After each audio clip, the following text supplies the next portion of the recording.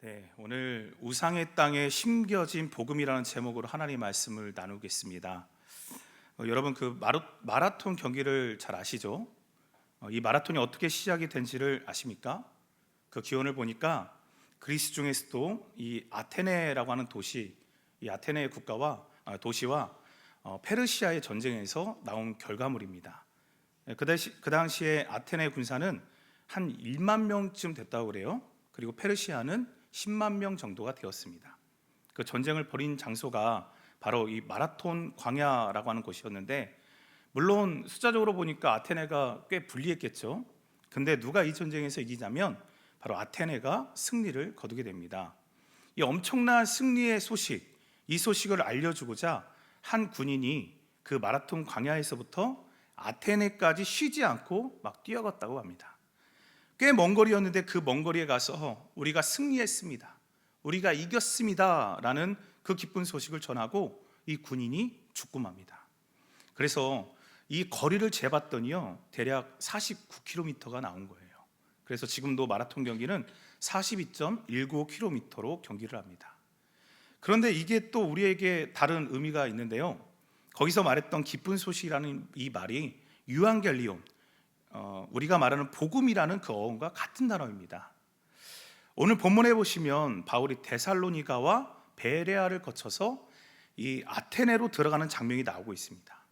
그러니까 지금 복음이 여기 아테네에 왔다라는 것은요, 이 이교 문화의 그 중심부를 관통하게 되었다라는 뜻을 담고 있는 것이에요. 여러분, 아테네가 어떤 도시인 줄 아십니까?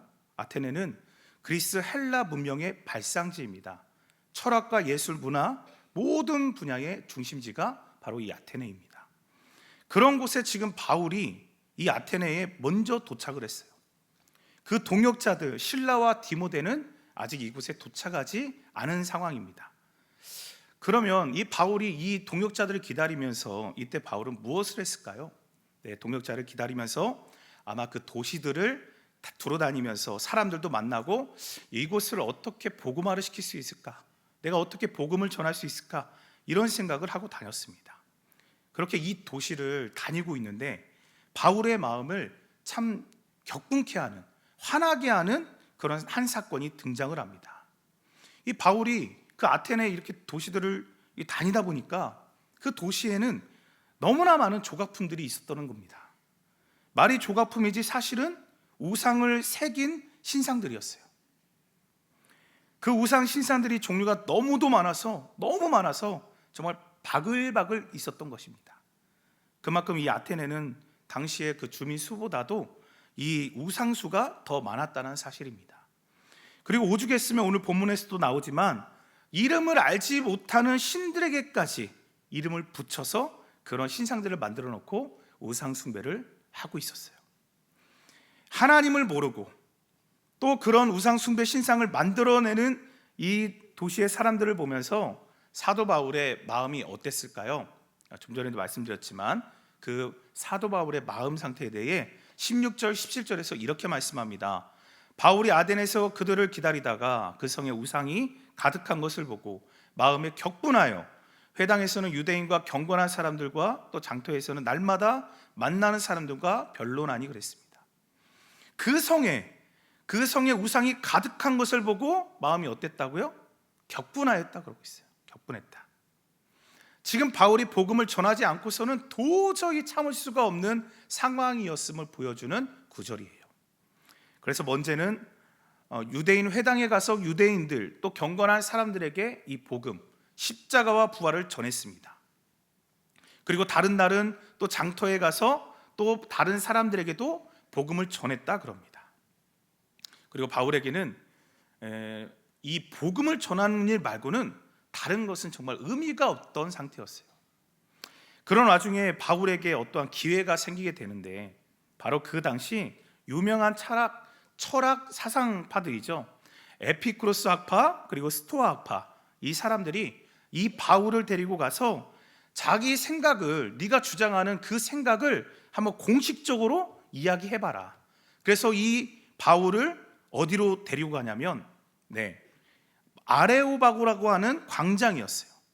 물론 그것을 데리고 간 이유는 바울을 폄하해서 그래도 처음 듣는 십자가와 부활이라는 이 복음의 신선함을 가지고 있었던 겁니다. 그래서 이 바울을 데리고 갔어요. 어디로요? 아레오바고라고 하는 광장으로. 그게 이제 18절과 19절을 보시면 나와 있는데 제가 읽어드립니다. 어떤 에피쿠로스와 스토아 철학자들도 바울과 쟁론할세 어떤 사람은 이르되 이 말쟁이가 무슨 말을 하고자 하느냐 하고 어떤 사람은 이르되 이방 신들을 전하는 사람인가 보다 하니 이는 바울이 예수와 부활을 전하기 때문이로라. 그를 붙들어 아레오바고로 가며 말하기를 내가 말하는 이 새로운 가르침이 무엇인지 우리가 알 수 있겠느냐. 그렇죠? 여기 아레오바고라고 하는 곳은요, 돌 암성으로 된 큰 언덕 같은 곳입니다. 언덕. 그래서 재판을 하기도 했고요, 회의도 하고 또 새로운 사상들을 주장하는, 그래서 그것을 심의하는 그런 다용도로 쓰였던 것이 바로 이곳입니다. 자, 그런 곳, 이 아레오바고 광장에 사도 바울을 세우게 된 겁니다. 여러분, 사도 바울의 마음이 이때는 어땠을까요? 여러분, 그 당시 바울도요, 이 철학 사상으로 보나 학문으로 보나 전혀 꿀릴 게 없던 사람이었습니다. 전혀 뒤처질 것이 없는 사람. 아마 바울은 속으로 아마 이렇게 생각을 했겠죠. 내가 공부한 걸 사용해서 한번 논리적으로 펼쳐서 이 복음을 한번 잘 설명해 봐야겠다. 이건 하나님 주신 복음을 전할 수 있는 절호의 찬스다. 그래서 바울이 이 아레오바고 광장에서 사람들에게 한 것이 무엇이었냐? 바로 복음을 전하는 거였어요. 십자가와 부활의 소식. 오늘 보면 22절에서 31절은 그래서 어떤 내용이 소개되고 있냐면 바울의 설교인데요, 특별히 전도 설교가 담겨져 있는 본문이에요. 그래서 22절에 설교를 어떻게 시작하냐면 바울이 처음부터 아브라함 얘기 이런 거 전하지 않았어요. 왜요? 전해봐야 이들에게 아무 소용이 없으니까. 모세 얘기해봐야 그들은 별 관심이 없는 사람들입니다.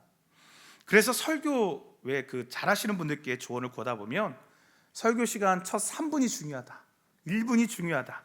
그래서 첫 시작부터 도입부터 보면서, 그런데 아이고 저건 못 듣겠네, 오늘도 뻔하구나, 들을 필요도 없다, 그냥 카톡이나 좀 보면서 시간 좀 때워야겠다, 딴 생각하고. 여러분, 그러면 되겠습니까? 네, 그런 분 이 자리에 한 명도 안 계신 줄로 믿습니다. 네.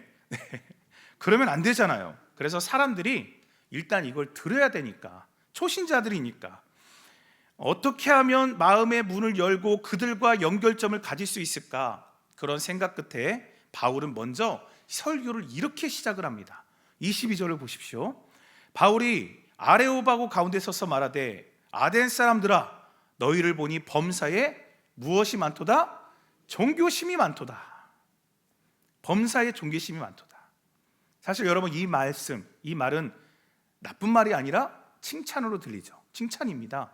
근데 물론 실제로 하고 싶었던 말은 아마 어마어마한 우상을 섬기는 너희는 정말 모른다, 정말 무지하고 어리석은 자들이다. 그렇죠?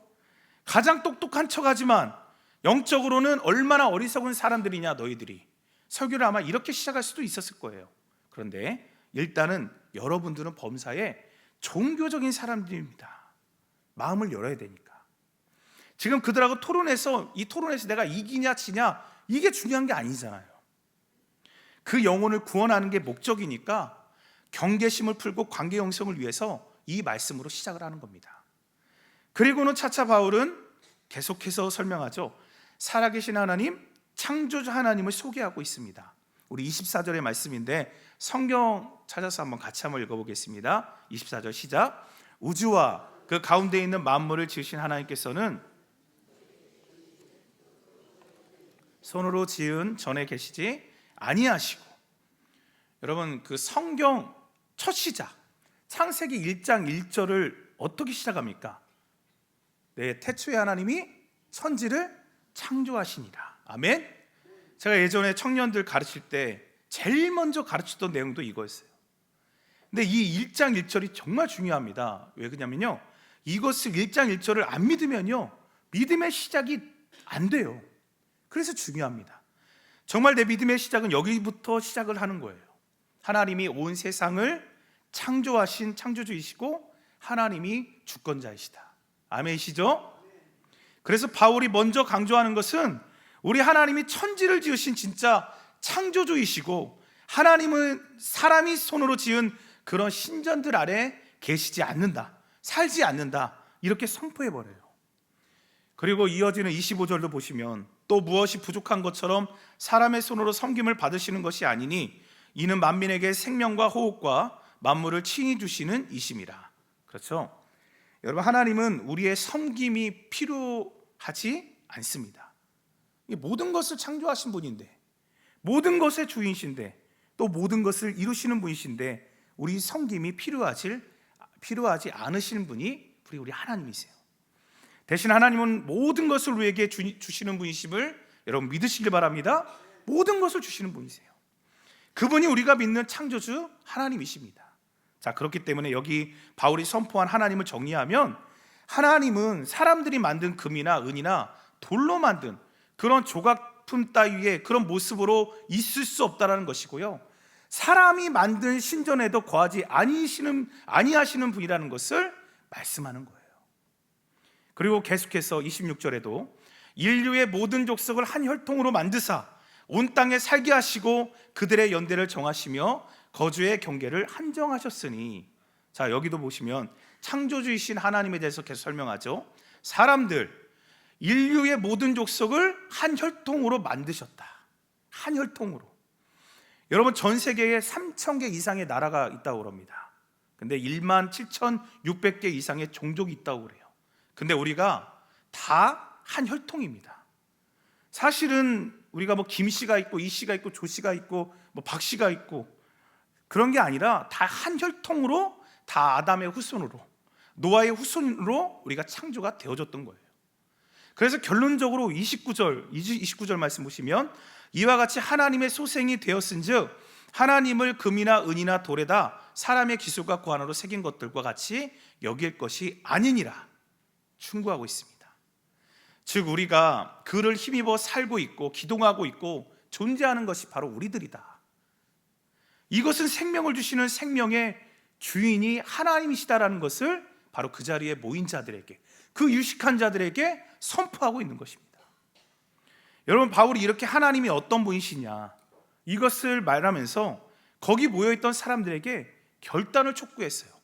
자, 창조주, 생명의 주관자 되시는 하나님이 바로 그런 분이시기 때문에, 자, 너희들 말씀을 듣는 너희들은 바로 결단해야 된다. 그 결단에 대해서 이제 촉구하는 장면이 나오고 있는데, 그 결단을 촉구하는 첫 번째 내용이 뭡니까? 하나님은 모든 사람에게 회개를 명령하고 계신다라는 사실입니다. 30절 말씀을 보세요. 알지 못하던 시대에는 하나님이 간과하셨거니와 이제는 어디든지 사람에게 다 명하사 회개하라 하셨으니. 자, 여러분, 30절 말씀을 시작하면서 이렇게 말씀하죠. 알지 못하던 시대에는, 그러니까 지금까지는 이런 창조주 하나님을 너희가 모르고 살았어도, 가짜 우상을 만들고 섬기고 살았어도 그때는 너희가 몰랐으니까 그냥 그렇게 살아왔을지 모르지만, 이제는 너희들에게 선포한 이 창조주 하나님, 생명의 주관 되시는 하나님 대해서 이렇게 너희들이 지금 받아들이고 있는 이상 이제는 다르다라는 것을 말씀하는 것입니다. 이게 무슨 말씀입니까? 네, 바로 하나님은 그 아들 예수 그리스도를 인간의 모습으로 우리에게 보내주셨어요. 그 하나님께서 예수님을 통해서 바로 저와 여러분, 이 인류에게 구원의 길을 열어주신 것입니다. 그런 예수님을 이제 믿지 않고는 살 수가 없다라는 것을 이야기하고 있는 것인데, 그러므로 이 말씀을 듣는 너희들 어떻게 하라고요? 네, 회개하라. 회개해야 된다. 이제 우리가 해야 할 일은 회개입니다. 그런 말씀을 선포했어요. 자, 둘째로, 그럼 왜 회개를 해야 합니까? 네, 그것은 인생의 종착역에는 반드시 심판의 때가 있기 때문에 그런 것입니다. 이어지는 31절의 말씀을 우리 같이 읽습니다. 시작. 이는 정하신 사람으로 하여금 천하를 공의로 심판할 날을 작정하시고 이에 그를 죽은 자 가운데에서 다시 살리신 것으로 모든 사람에게 믿을 만한 증거를 주셨음이라 하니라. 아멘. 자, 여러분, 우리가 왜 회개를 해야 합니까? 그것은 하나님은 이 세상을 공의로 심판하시기 때문에 그런 것입니다. 사람은 영원하지 않습니다.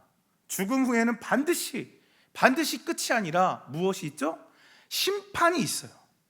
세상도 영원하지 않습니다. 즉 공의로우신 하나님의 심판이 남아있기 때문에 이 회개를 통해서 내가 주인된 죄를 회개하고 내가 하나님 노릇하는 이 모든 행동들을 그치고 예수님을 내 구주로 내 주인으로 영접함으로 돌아가야 한다는 것을 말씀하고 있어요. 그리고 모든 사람들에게 믿을 만한 증거를 하나님께서 주셨다고 말씀하십니다. 그렇죠? 구약에 보면 구약에서 계속해서 말씀하는 게 뭡니까? 온 인류의 죄를 구속하시기 위해서 하나님께서 하나님의 아들 메시아를 이 땅에 보낼 것이다. 그리고 그 아들 메시아가 누구냐? 네, 죽지만 다시 살리는 그 사람. 이게 뭡니까? 부활하는 자. 네, 부활로서 하나님의 아들임을 증명할 것이다. 그리고 그게 바로 내가 보낸 구약에 약속된 그 성취, 바로 그게 그리스도다. 그래서 정말 예수님께서 2000년 전에 이 땅에 완전한 인간으로 오셨고요, 우리 예수님 십자가에서 온 인류의 죄를 다 가지고 십자가에 죽으셨지만 어떻게 되셨죠? 3일 만에 다시 살아나셨습니다. 바로 이 부활을 통해서 하나님 말씀하신 하나님의 아들로 증명되셨음을 믿으시길 바랍니다. 그래서 이 부활하신 예수님을 믿어야 그 심판을 면할 수 있다는 얘기예요. 여러분, 이 말씀 굉장히 중요하죠. 여러분, 예수님께서 우리를 위해 십자가에 죽으시고 부활하셨다라는 것, 이 사실을 믿으십니까? 믿으십니까? 네, 다 면하셔야 돼요. 그래야 심판을 면할 수 있어요. 이 십자가와 부활에 대해서 바울이 담대하게 선포를 한 거예요. 여러분, 이런 말하는 바울의 그 설교를 들은 이 아테네 사람들의 반응이 궁금하지 않습니까? 이 반응이 어땠겠어요? 32절에 그 반응에 대해서 나오는데요, 그들이 죽은 자의 부활을 듣고 어떤 사람은 조롱도 하고 어떤 사람은 이 일에 대하여 내 말을 다시 듣겠다 하니, 네, 어떤 사람은 역시나 조롱을 합니다. 이 일에 대해서 바울 당신의 그 멍멍이 짖는 소리 더 이상 듣지 않겠다, 그러는 이런 어떤 부류가 있었고요, 바울의 설교가 무슨 말인지 잘 모르겠지만 긴가민가 하지만 다시 한번 들어보자 라고 하는 사람도 있었습니다. 또 여기 34절에 보면 믿는 사람들도 있었죠. 34절, 몇 사람이 그를 가까이하여 믿으니 많이 되지는 않았어요. 몇 사람이었지만 그를 가까이에서 믿었다라고 기록하고 있습니다. 여러분, 담대하게 십자가와 부활 이 복음을 우상했다, 이 아테네 씨앗을 지금 바울이 뿌리고 있는 것이에요. 그러나 우리가 여기서 생각해 볼 문제가 하나 있는데요, 그것은 바로 이 바울이 지금 어떠한 것을 의지함으로 담대하게 이렇게 그 우상의 도시 가운데 우상을 섬기는 사람들에게 이 말씀을 전하고 있느냐라는 그런 질문을 우리가 던질 수 있게 됩니다.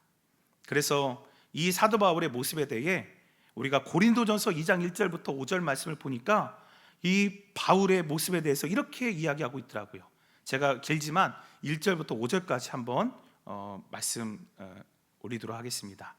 형제들아, 내가 너희에게 나아가 하나님의 증거를 전할 때에 말과 지혜의 아름다운 것으로 아니하였나니, 내가 너희 중에서 예수 그리스도와 그가 십자가에 못 박히신 것 외에는 아무것도 알지 아니하기로 작정하였음이니라. 내가 너희 가운데 거할 때에 약하고 두려워하고 심히 떨었노라. 내 말과 내 전도함이 설득력 있는 지혜의 말로 하지 아니하고 다만 성령의 나타나심과 능력으로 하여 너희 믿음이 사람의 지혜에 있지 아니하고 다만 하나님의 능력에 있게 하려 하였노라. 아멘. 복음을 전할 때 바울이 어떻게 전했냐? 그 십자가의 능력, 죽기까지 사랑하신 그 사랑, 이것을 전하는 것이 중요한 만큼 그 복음을 전할 때 이 바울이 의지했던 것, 모든 사람들이 복음을 전할 때 의지해야 될 것, 바로 성령의 나타나심과 그리고 하나님의 능력이라는 사실에 대해서 바울이 선포하고 있는 것입니다. 무엇이라고요? 성령의 나타나심 그리고 하나님의 능력, 이 두 가지가 필요하다고 말했어요.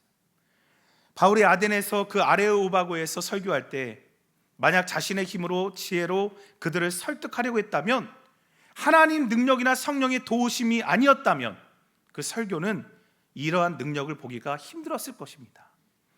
아마도 바울이 이런 마음이 있었기 때문에 여기 아테네를 지나 고린도, 그 고린도에 보내는 편지를 보면 내가 앞으로 전할 것은 다른 어떤 것이 아니라 오직 십자가의 도만 전하겠다라고 이야기한 것으로 보여집니다.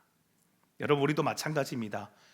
우리도 신앙생활을 하고 또 이 복음을 전할 때에, 또 하루하루를 살아갈 때에 우리 뜻대로 되지 않고 우리가 기대했던 것만큼 결과가 없거나 열매가 없을 수도 있습니다.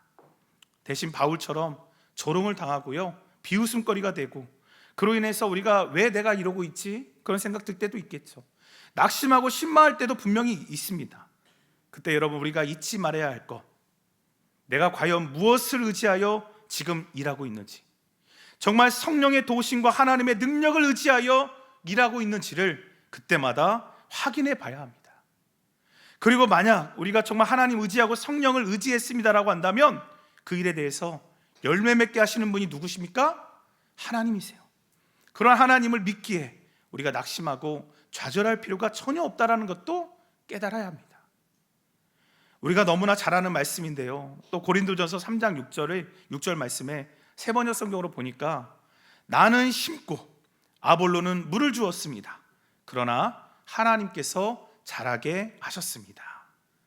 저는 이 구절을 이렇게 대할 때마다 왜 이렇게 감동이 되고 좋은지 모르겠어요. 나는 심고 하나님이 자라게 하셨습니다. 여러분, 결국 복음의 역사 누가 주관하시냐? 창조를 지으시고 나 같은 연약한 자, 부족한 자를 통해 일하시는 하나님이 하십니다. 이제 말씀을 정리합니다. 여러분, 오늘날 이 시대에도 아테나와 같은 수많은 우상과 신전들이 존재합니다. 너무나 많은 그런 우상들이 있어요. 우리 눈에는 보이지 않지만 교묘한 형태의 우상들.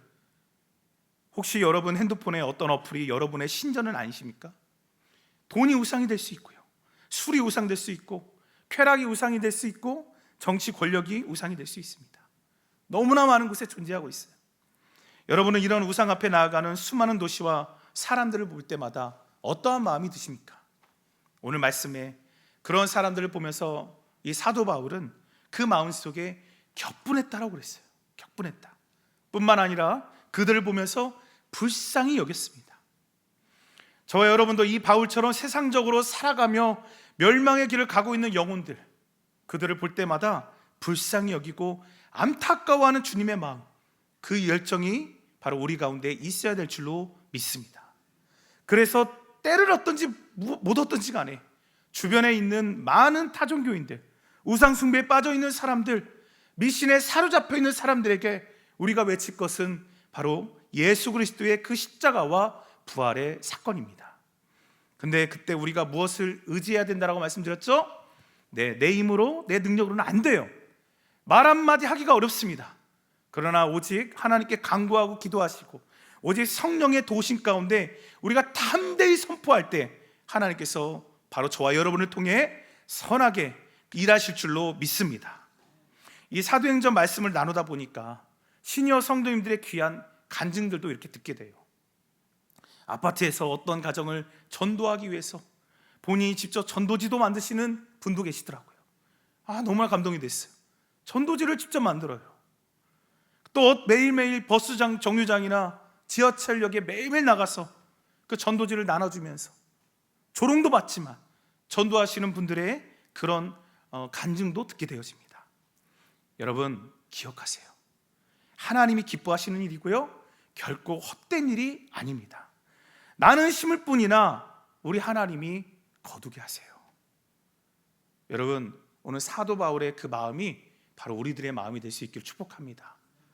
그런 잃어버린 영혼들, 우상에 빠져있는 백성들을 보면서, 그 이방 땅을 보면서 사도 바울 마음에 격분했다고 그랬어요.